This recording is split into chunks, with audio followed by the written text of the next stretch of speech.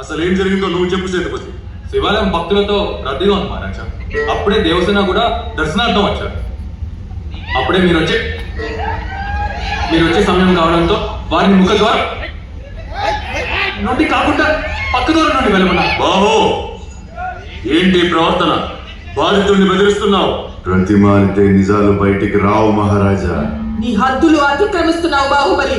నిండు గర్భిణిని సంఖ్యలతో నిలబెట్టి సభ ఎప్పుడో హద్దులు అతిక్రమించిందమ్మా. నిండు గర్భిణి అయినా పండు ముసలైనా నువ్వైనా నేనైనా విచారించే పద్ధతి ఒక్కటే.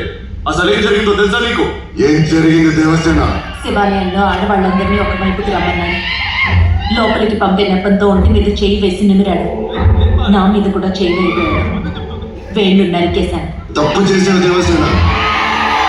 ఆడదాని ఒంటి మీద చేస్తే నరకాల్సింది వేలు కాదు.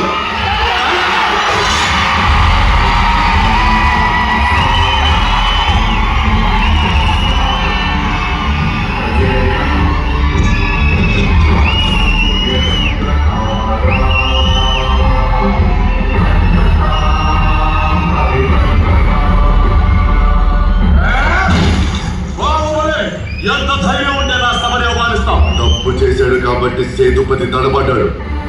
నిర్దోషి కాబట్టి దేవసేన నిజాన్ని నిర్భయంగా మాట్లాడింది. వాడి దోషి అని తేలింది. తల తెగింది. బాహుబలి,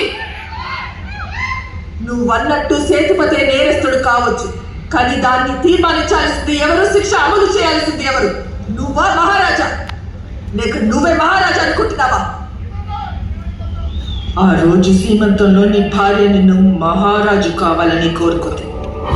దాన్ని నెరవేర్చడానికే కదా ఈ దుస్సాహసానికి ఒడికట్టా. అమ్మా, హెచ్చరిస్తున్నా లెక్క చేయకుండా నీ భార్య మన రాజ్యాంగ